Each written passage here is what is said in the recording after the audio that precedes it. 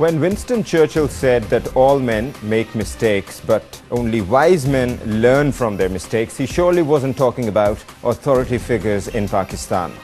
This year's devastation caused by floods in Sindh and also parts of Balochistan is a proof of that.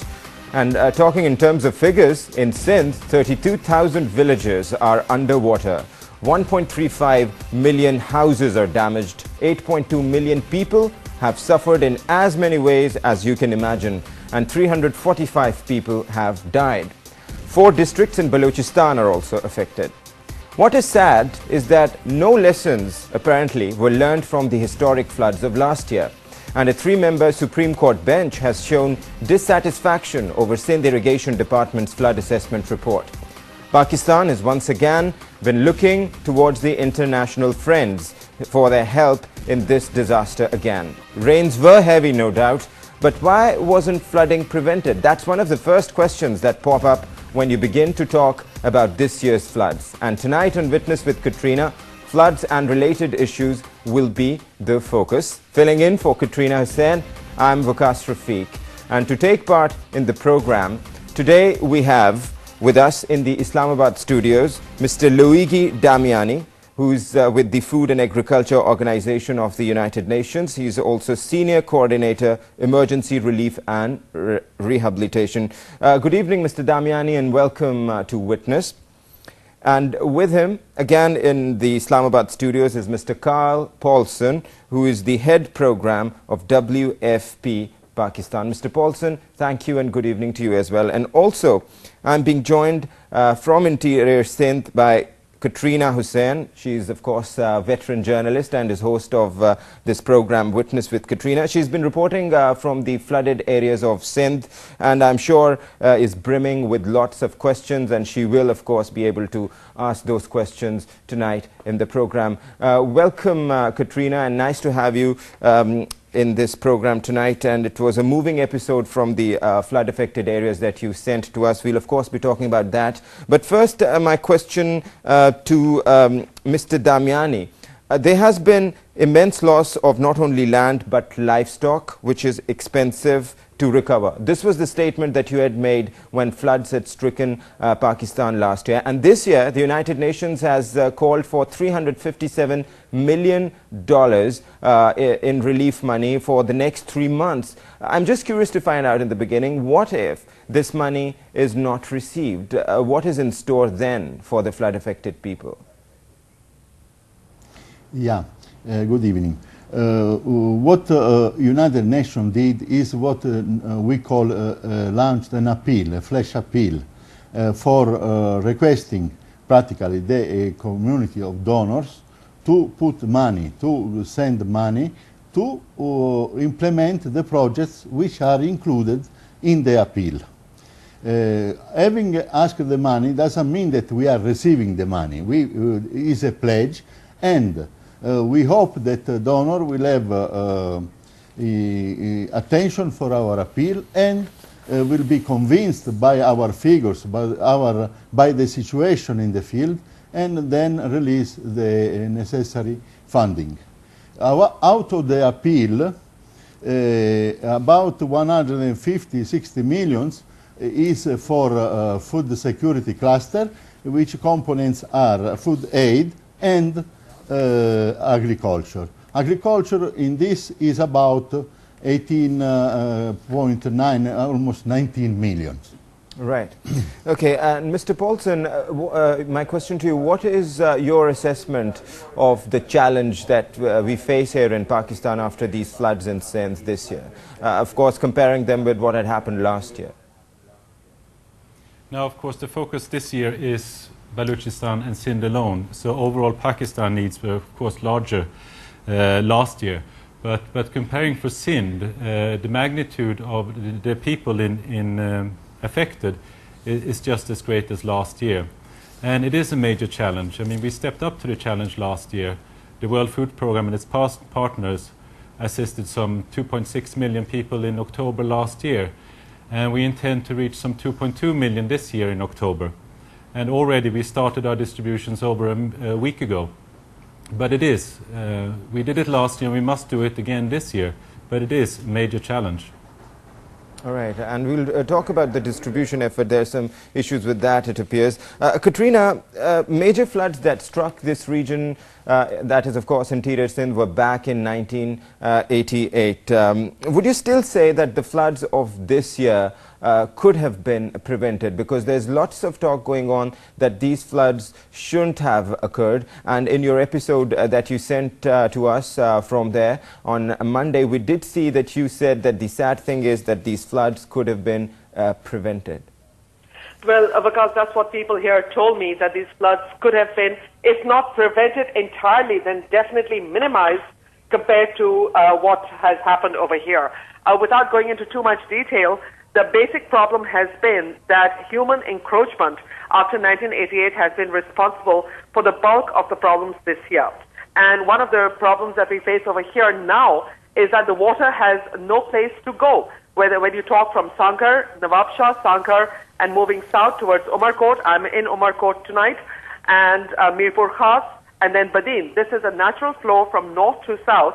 And right now what we are seeing is that they are going to have to breach several different parts and drain them, but this has to be done with some kind of plan in mind. You can't just take water and release it from one district into another without arranging for the next district to pick up the slack, because then what you'll have is the multiple agonies multiplied again. And that is what is the concern right now. For example, today, two things that have alarmed me terribly. First of all, the first confirmed case of dengue fever has been reported from Umarkot. In a village in Kundri, a confirmed case of dengue fever. Now that is a potential epidemic waiting to happen, given the fact that the water levels everywhere in Sindh is massive. And that could lead to, if not an epidemic, even a pandemic, if action is not taken fast enough.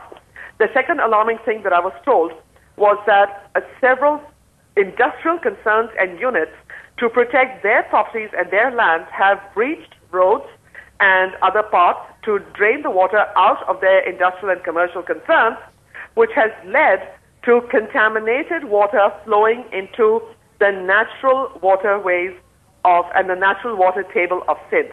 That is going to be an unmitigated disaster. We also know for a fact that contaminants from Sankar have been released into the water table here in Umarkot. And Waqas, yesterday I tasted the water that people are having to drink over here, and it was absolutely disastrous. It was brackish, it was salty, and worse than that, it smelled. And that is what people here are drinking. And the death toll is likely to rise if people are not given access to clean water on a war footing. Right. Another important development of today, of course, Quatrina, we will be touching upon the so many real issues that you're pointing out in your reply, but a three-member Supreme Court bench has shown dissatisfaction over Sindh Irrigation Department's flood assessment report and has ordered its revision. So that does indicate in a way that no lessons were learned from last year. I would totally agree with the Supreme Court's findings, because what we are discovering over here is that the natural waterways, the natural course of the water, because rain happens, it happens for centuries. The water has always flowed out towards the ocean. What has happened is because there have not been massive rains, in fact there has been drought in this part of the world for the past few years off and on, and many people will even remember that the river Indus itself had become very dry and you could literally walk across it.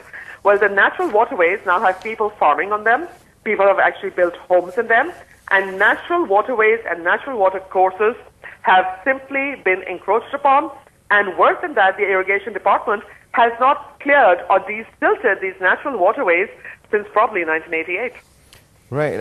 Mr. Paulsson, you're listening to what Quatrina is telling us, and I'm sure that your organization has been working on improving the capacity of the authorities such as the PDMA, the Provincial Disaster Management Authority. Are these issues the focus right now, or do you think that they've been ignored?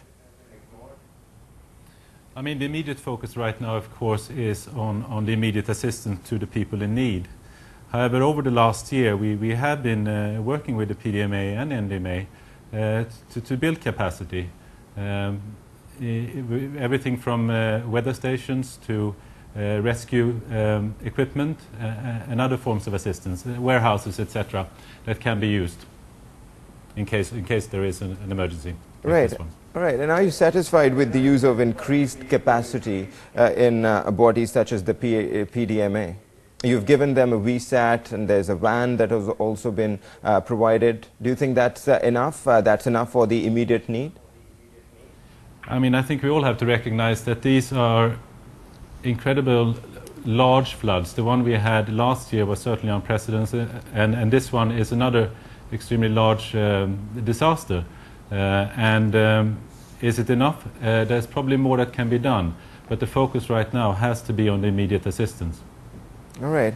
And can I jump here for a minute? Yeah, please. Go ahead, Quatrina. Yes, I would like to ask Mr. Paulsson a question. Of course, he's absolutely right. These floods are unprecedented, different in nature, but unprecedented, no doubt. But Mr. Paulsson, my question to you, of course, is that my concern is I have been traveling now through Badin, Mirpur Khas, Umarkot, spending time here, talking to the people, and the food aid is simply not arriving, not from the international organizations and not from anyone else. What is the holdup? Because in all honesty, people are starving. No, you're absolutely right. People are desperate. Now, we were requested to start our assistance on the 6th of September. On the 12th of September, we started distribution in Badin. Since then, we have expanded to 5 districts, and as of today, distributed to some 150,000 people. Now, our plan for September is to reach 500,000, and then continue onwards to reaching over 2 million, 2.2 million when we reach into October.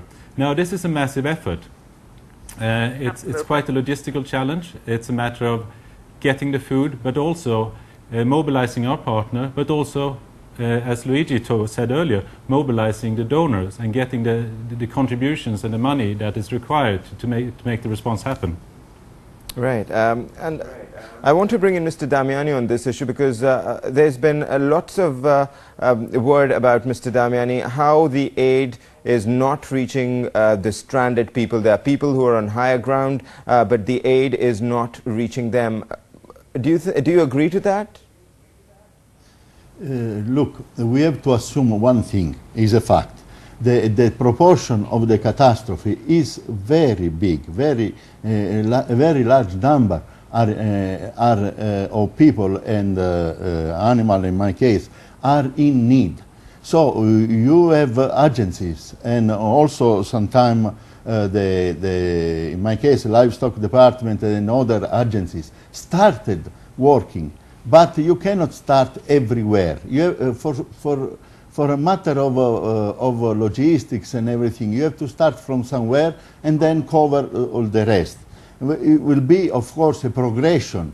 You have to put together the system. The first days is a little bit slower, but then we will increase. We reach the full capacity. Sure, is not as fast as people are expecting. Like you say, they are starving. Their animals are starving. They are dying. So this is a fact, and we are all mobilized to avoid this, to reduce this. But still is happening. I have to admit it. Yes. Yeah. Is there a lack of? Yeah. Yes, Quatrina, continue. Yeah, please. because I'm sorry, I can't help but interfere in your program, which I shouldn't. But one of the other things that I do have to share at this point to all our viewers who are listening is that we cannot depend on international aid agencies and international donors alone. It is great if they help us. We need their help, no doubt. But that does not absolve us, the citizens of Pakistan, from our responsibilities for helping out for the people in need. I am not seeing the mobilization of civil society this time. Perhaps part of the responsibility should be taken by us, the media. We were slow off the mark as well. And I think it's now time for people to also get together. After all, international aid organizations and donor agencies are international bureaucracies. We are here on the ground. We can do a lot, which I'm not seeing. I'm not seeing civil society here as much as they should be. I do not mean any disrespect to those people who are working over here. They are, but we need more.